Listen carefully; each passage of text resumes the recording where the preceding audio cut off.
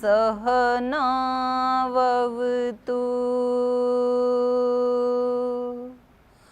सहनौ भुनक्तु सह वीर्यं करवावहै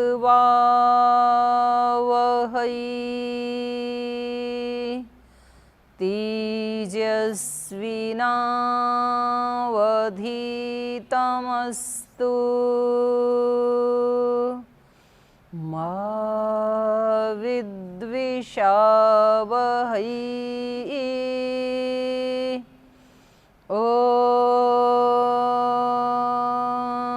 शांति शांति शांति।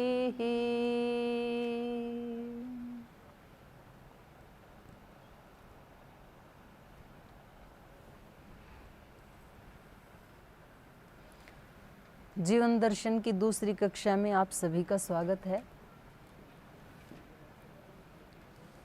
और उस दिन हमने ये चर्चा की थी कि हम कम से कम अपने कर्मों के बारे में थोड़े सजग हों, कि जो हम सुबह से शाम तक शरीर से, वाणी से, मन से जो क्रियाएं कर रहे हैं तो उसके प्रति हम जागरूक हों। लेकिन मुझे ये लगता है कि उसके प्रति जागरूक होने के लिए कर्मों से भी पहले हमें अपने आप के प्रति जागरूक होना चाहिए, क्योंकि कर्मों को जो देखने वाला है वो तो मैं हूँ ना। तो हम भगवान के बारे में जाने या ना जाने कोई बात नहीं है, और पूरे संसार के बारे में हम जाने या ना जाने कोई बात नहीं है, पर अपने आप के बारे में जानना बहुत ज़रूरी है कि मैं कौन हूँ, मेरा क्या स्वरूप है, मैं क्या कर रहा हूँ, उसका क्या परिणाम होगा, ये हमें ज़रूर जानना चाहिए। ये मनुष्य होने के नाते हमारी नैतिक जिम्मेदारी भी बनती है ऐसे जानना। तो ये कर्म के बारे में उस दिन हम कह रहे थे कि कर्म करने से पहले एक बार हमें जो अपने कर्म करने के साधन हैं उनको हमें एक बार साफ सुथरा कर लेना चाहिए।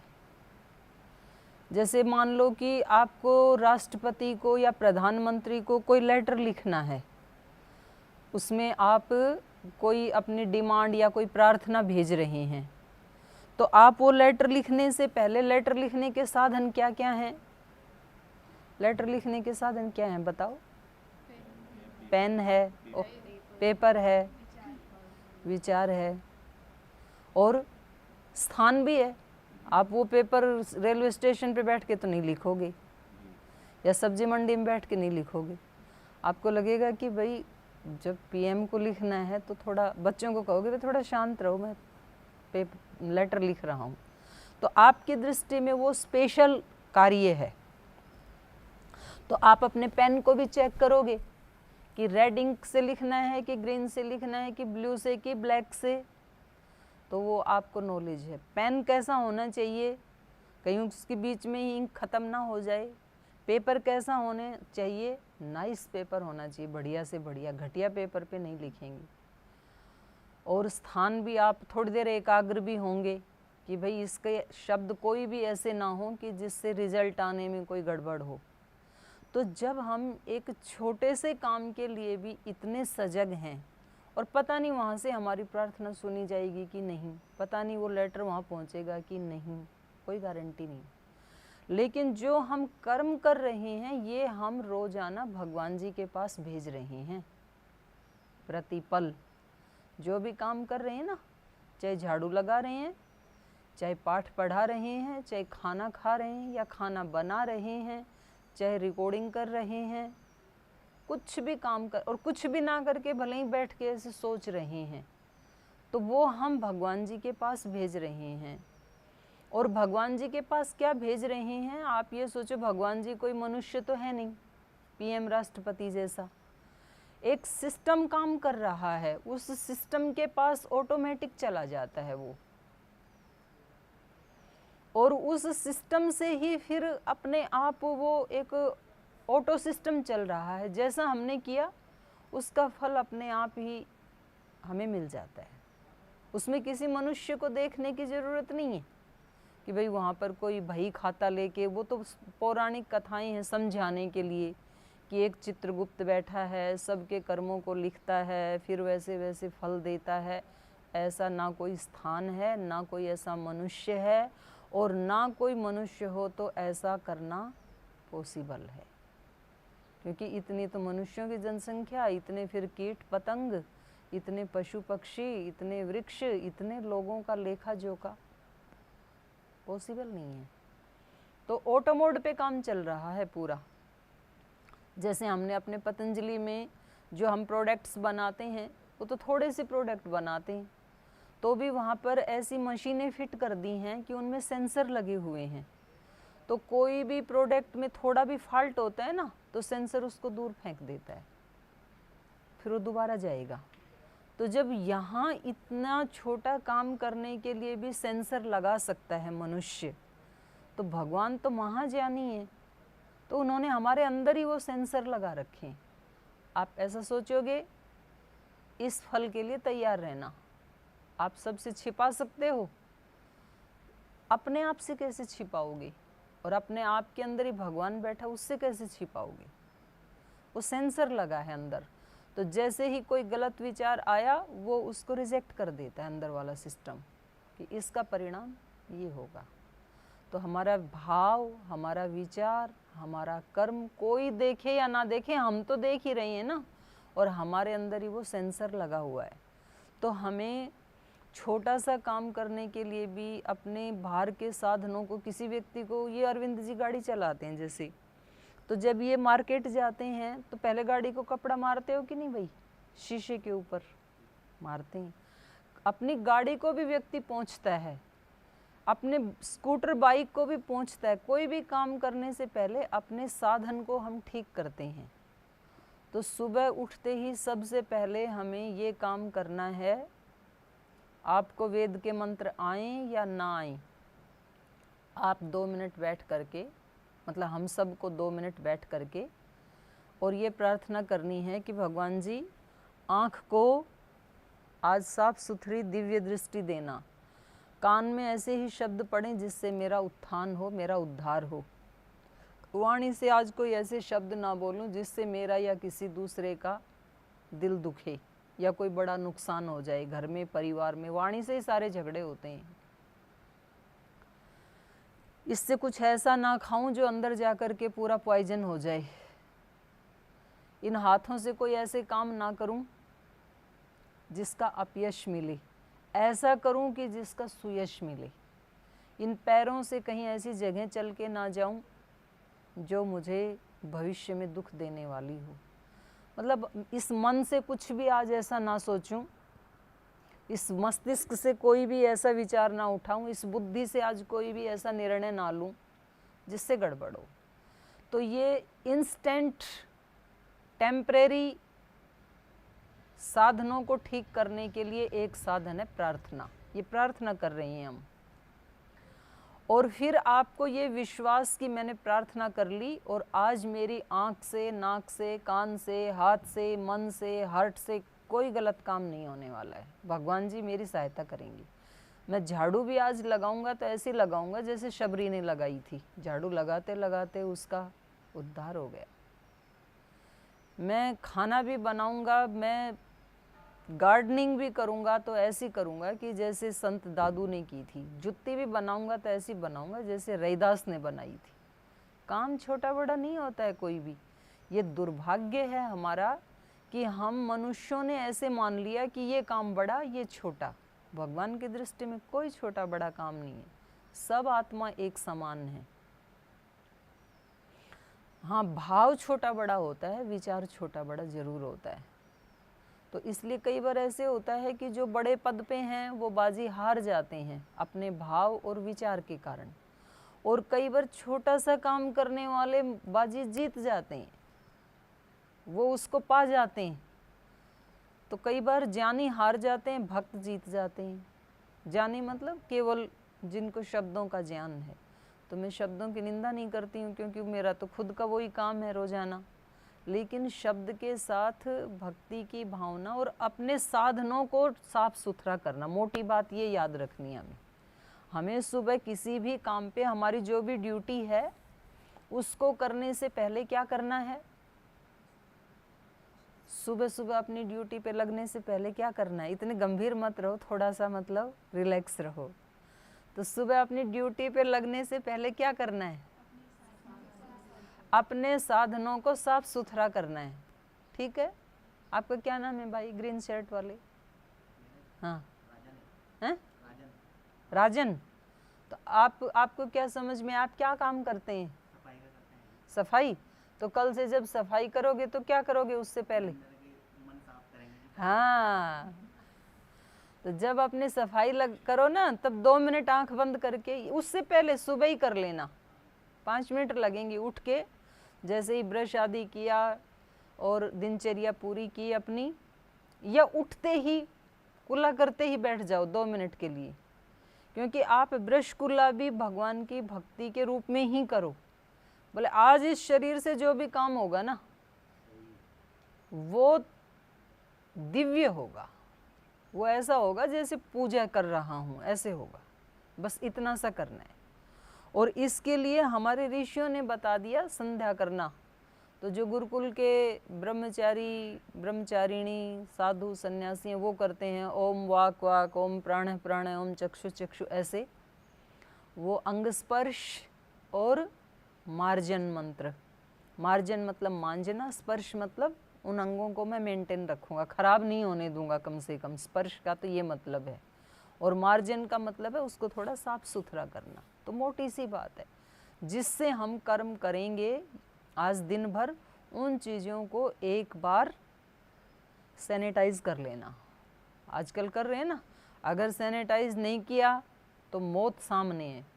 मोबाइल को भी सैनिटाइज कर रहे हैं कि आप बार बार मोबाइल को हाथ में लेते हैं, उसमें ही कोई कोरोना आ गया तो।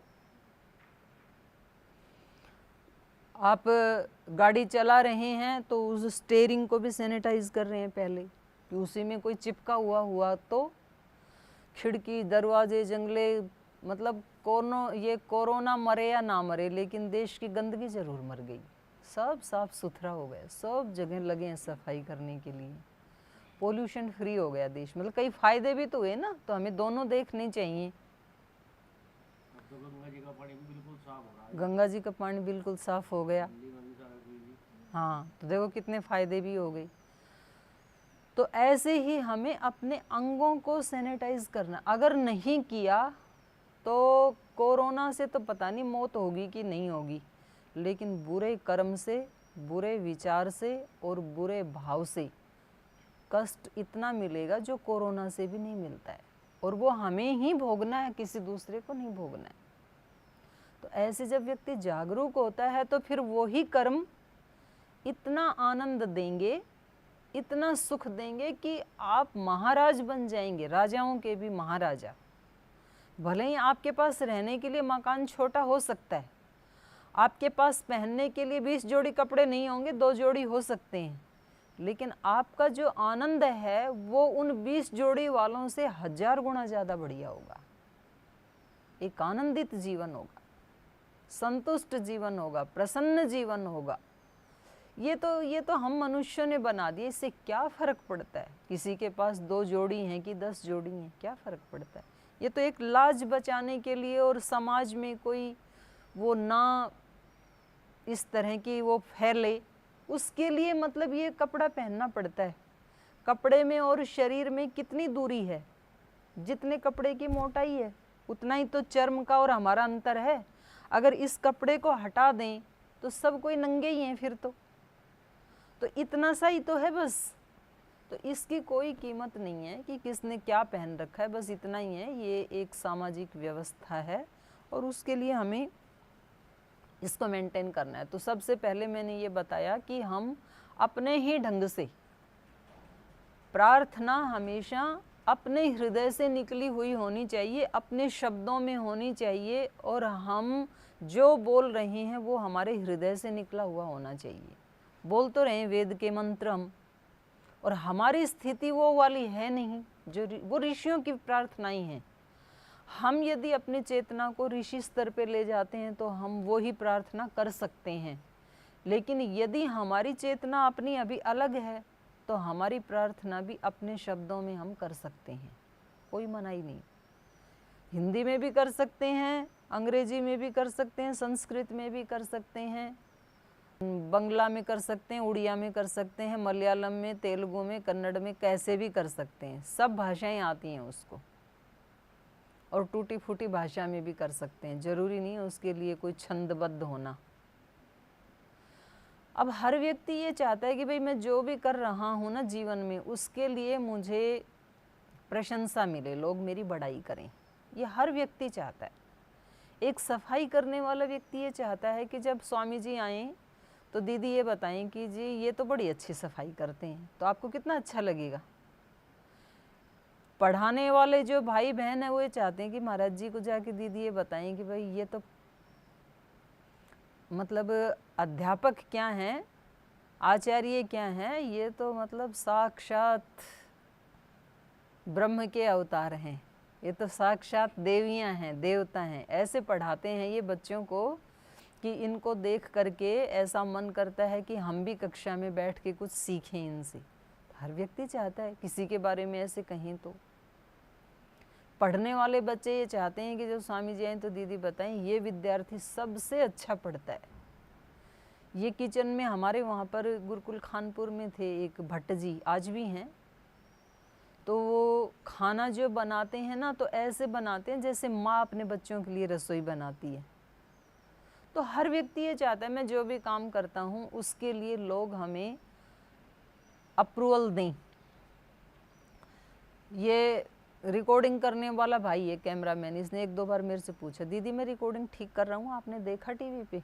मतलब इसको भी अपेक्षा है कि मैं कर रहा हूँ तो मैं इतनी अच्छी करूँ कि मेरे को ये सुनने को मिले कि आप बहुत अच्छी रिकॉर्डिंग करते हैं।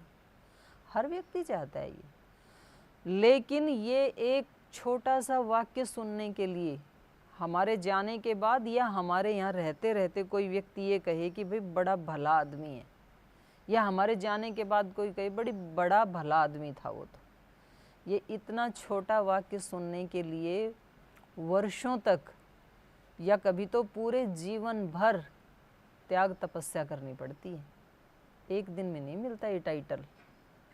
और आपने 1-2 साल किया और उसके बाद आपने अपना ट्रैक चेंज कर लिया तो वो 2 साल वाला भी कट डिलीट हो जाएगा।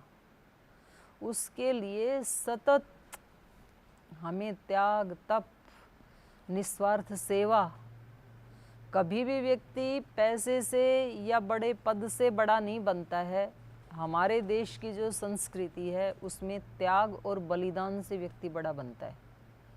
आप देख लो इतिहास, कितने राजा हुए होंगे, लेकिन उसमें राम और कृष्ण का नाम ही क्यों हम भगवान की तरह पूजते हैं? वो भी तो दोनों राजा थे ना, लेकिन दोनों ने जीवन में त्याग किया, बलिदान किया अपने सुखों का। तो हमारी संस्कृति अलग है। यहाँ वरदान वाले बड़े नहीं होते, बलिदान वाले बड़े होते हैं।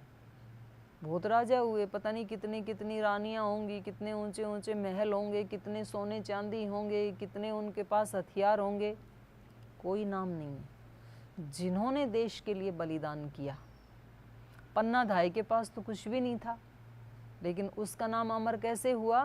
बलिदान के कारण, त्याग के कारण। सीता जैसी रानियां तो पता नहीं कितनी हुई होंगी, लेकिन उसका नाम अमर किसके कारण हुआ? बलिदान के कारण। पता नहीं कितने धनवान लोग हुए होंगे। भामाशाह किस लिए हुए प्रसिद्ध? त्याग के कारण, बलिदान के कारण। तो हमारे यहाँ अब हम यूँ कहें जी हमारे सामने तो ऐसी परिस्थिति नहीं, हम त्याग कहाँ करें? तो हमें त्याग जहाँ हम रहते हैं, अपने आसपास का जो छोटा सा परिवेश है उसमें हम मान लो मिल करके सेवा कर रहे हैं, तो हमें भावना ये रखनी चाहिए कि जो मेरा साथी है इसका काम भी मैं कर दूं, मतलब इसको मैं कुछ सुख पहुंचा दूं, इनके लिए मैं कुछ त्याग कर दूं, इनके लिए मैं अपने सुख का, अपने खाने का, अपने आराम का, इनको सुख होगा इसलिए मैं थोड़ा सा बलिदान कर दूं। तो ये छोटा सा बीज है त्याग और बलिदान का। त्याग और बलिदान के लिए पाकिस्तान की सीमा पे जाने की ज़रूरत नहीं है। जहाँ हम रहते हैं अपने परिवार के लिए, अपने बच्चों के लिए, वहाँ भी कुछ लोग तो करते हैं, कुछ वहाँ भी नहीं करते, पर वहाँ फिर भी स्वार्थ होता है थोड़ा बहुत माता पिता का, अपने बच्चों के लिए तो करते ही हैं, लेकिन वहाँ तो ये होता है कि मजबूरी भी है। लेकिन जहाँ आपका कोई, आप ना भी बलिदान त्याग करते तो भी आपके ऊपर कोई आक्षेप आने वाला नहीं था, और फिर भी आप कर रहे हैं उसको जानते हुए, तो ये भलाई लेने का, अपने आप को बड़ा बनाने का बीज है। वहाँ से बीज शुरू होता है। छोटी छोटी हेल्प करें हम दिन भर में। आप किचन में जाते हैं खाना खाने के लिए, कहीं कहीं लाइन लगती है, तो छोटी है संख्या, ऐसी कोई बात नहीं है, लाइन लगती है तो आप थोड़ा पीछे हो जाओ, दूसरे को आगे कर दो। थाली लेनी है तो आप वो वाली थाली ले लो जो थोड़ी सी कम साफ है, आप दोबारा उसको साफ कर लो। किसी दूसरी थोड़ी सब्जी है और आप आगे हैं तो आप इतनी ही लो, आपको ज़रूरत इतने की थी, लेकिन आप देख रहे हैं कि पीछे तो 5 लोग और हैं और सब्जी इतनी है, तो आप 1 चम्मच ही लो। उसको नहीं पता लगेगा, लेकिन आपने बलिदान कर दिया। इससे हमारी आत्मा मजबूत होगी। आपकी ड्यूटी ख़त्म हो जाती है 4:30 बजे पढ़ाने की, और आप देख रहे हो कि ये तो मेरा थोड़ा सा काम बच गया और इस बच्चे का उद्धार हो जाएगा, तो भगवान देख रहे हैं ना, उसको साक्षी मान के आप उसको पूरा करो और उसको समर्पित कर दो। तो ये हमारे कर्मों का हम उस दिन चर्चा कर रहे थे, तो उसमें 3 शब्द हमने प्रयोग किए थे। एक नियत कर्म है, एक स्वधर्म, एक स्वकर्म। स्वधर्म स्वकर्म एक ही बात है, एक परधर्म होता है। तो आप कल से अपनी कॉपी भी ले आया करें, तो डेट डाल के ना, कोई 1-2 नए शब्द आते हैं तो वो ठीक है लिख लेंगे, तो कहीं ना कहीं काम आ ही जाएंगे, और काम नहीं भी आएंगे तो लिखेंगे ना, तो एक सोचना और एक लिखना फिर डबल हो जाता है वो विचार। नियत कर्म, उसके ऊपर हम चर्चा कर रहे थे। नियत कर्म वो होता है जो हमारे लिए नियुक्त कर दिया गया है। नियुक्त किसने किया? नियुक्त एक तो समाज करता है हमारे लिए, एक शास्त्र करता है, एक राष्ट्र करता है, एक भगवान करता है, एक हम स्वयं करते हैं। 5 इसके आधार हैं हमारे लिए। नियत कौन करता है कि ये आपके नियत कर्म हैं? एक तो शास्त्र करता है। शास्त्र कहता है कि यदि आप ब्रह्मचारी हो तो ये नियत कर्म है, गृहस्थी हो तो आपको ये करना है, वानप्रस्थी हो तो ये करना है, सन्यासी हैं तो ये करना है। ये शास्त्र हमारे लिए तय कर देता है। दूसरा, समाज हमारे लिए नियत करता है। भाई आप अध्यापक हैं तो आपको ये करना है, आप गार्डनर हैं तो ये करना है, आप किचन में खाना बनाने वाले हैं तो ये करना है, आप सिक्योरिटी वाले हैं तो आपको ऐसे करना है। तो समाज हमारे लिए सबके लिए अलग अलग कर देता है कि आप यदि इस दायित्व पे हैं तो आपको ये कर्म करने हैं, ये नहीं करने हैं। कुछ विधि, कुछ निषेध। फिर अलग अलग समाज में अलग अलग धारणाएं होती हैं, उसके अनुसार भी हमारे काम नियत होते हैं। कोई समाज कहता है कि भाई अध्यापक हैं तो क्या आपका कितना हो गया? नहीं, अभी चालू रखो ना, कल भी पाठ नहीं हुआ था, आपको बोला, ठीक है। किसी समाज में कहते हैं कि भाई अध्यापक हैं तो ऐसे कपड़े पहनने हैं, और आप मॉडलिंग करने वाले हैं तो ऐसे पहन सकते हैं। तो हमारी वेशभूषा, हमारा खान पान, हमारा आचरण व्यवहार समाज तय करता है। जैसे हमारा उत्तर भारत का समाज है, उसमें ये है कि भाई आपको शादी करनी है ना तो कम से कम 3 गोत्र बचाओ। और मैंने दक्षिण में जाके देखा कि वहाँ यदि शादी करनी है तो मामा और बुआ, मतलब जो सगे बहन भाई हैं, उनके बच्चे आपस में शादी करते हैं, एक तो ज़रूरी करते हैं। और मतलब वो जो बेटा है और वो जो बेटी है तो उनका आपस में रिश्ता है मामा का बेटा और बुआ की बेटी। अब उत्तर भारत में यदि ऐसा हो तो पूरा दंगा हो जाएगा, सर कट जाएंगे। और वहाँ जान पूछ के लेते हैं, बोल जी ये बेटी पैदा होते ही हमने तय कर लिया था कि ये हमारे यहाँ आएगी। तो एक तरह से तो हमारे दृष्टि में तो सगे बहन भाई जैसे ही हैं, पर वो उस समाज की अपनी प्रथा है कि भाई हमारे यहाँ की जो कुल खानदान की जो परंपरा चली आ रही है वो टूटे नहीं, हमारे जो यहाँ के सद्गुण हैं वो कहीं बाहर ना जाके अपने परिवार में कम से कम बने रहें। अब उनके अलग हेतु हैं, हमारे हेतु अलग हैं। महर्षि दयानंद ने कह दिया कि 7 गोत्र बचाओ, 7 पीढ़ियों में शादी नहीं होनी चाहिए, दूर देश के लाओ, वो हमारी वैदिक परंपरा है। तो अलग अलग समाज का अनुशासन होता है, नियत कर्म होता है, वो हमें मानना चाहिए। तो एक हो गया शास्त्र का अनुशासन, दूसरा हो गया समाज का अनुशासन, या नियत कर्म कह लो उसको, या कर्तव्य कर्म कह लो। एक भाई ने प्रश्न भी पूछा है, मेरठ से हैं ये, निशांत त्यागी जी। तो आपने पूछा है कि कर्तव्य कर्म और नियत कर्म में क्या अंतर है। तो ये दोनों एक ही हैं, कर्तव्य कर्म भी वही है, नियत कर्म भी वही है। पर ये नियत कर्म करता कौन है, ये हमें जानने की आवश्यकता है। एक फिर वेद ने हमारे लिए नियत कर दिए, वेद का मतलब है भगवान ने हमारे लिए नियत कर दिए हैं। आपको कृषि करनी है तो कैसे करना है, वाणिज्य व्यापार करना है तो कैसे करना है, आपको अध्ययन अध्यापन का कार्य करना है तो एक आचार्य कैसा होना चाहिए। तो आचार्य वो नहीं है जो केवल डिग्री लेकर के पढ़ाने का काम शुरू कर देता है। वेद के अनुसार, वेद के अनुसार आचार्य कस्मात, आचार्य आचरणात्, ऐसे बताया वहाँ, आचरण से, गुरु शब्दों से नहीं सिखाते हैं, गुरु हमेशा अपने आचरण से सिखाते हैं। और बच्चे वो ही सीखेंगे, शब्द आपके रह जाएंगे, रखे के रखे रह जाएंगे। ठीक है, तो आप एक काम कीजिए, आप अपनी पहली वाली उंगली उठाइए और इसको अपनी ठोड़ी पे लगाइए। ये ठोड़ी है, ये है उदाहरण। क्योंकि मैंने उंगली यहाँ लगाई इसलिए सबने यहाँ लगाई। आप मेरे शब्द नहीं सुन रहे, आप मेरे एक्शन को देख रहे हैं कि मैं कहाँ लगा रही हूँ उंगली। ठोड़ी तो ये थी। तो इसलिए कभी भी हमारे शब्द नहीं सिखाते हम क्या बोल रहे हैं, हमारे एक्शन सिखाते हैं।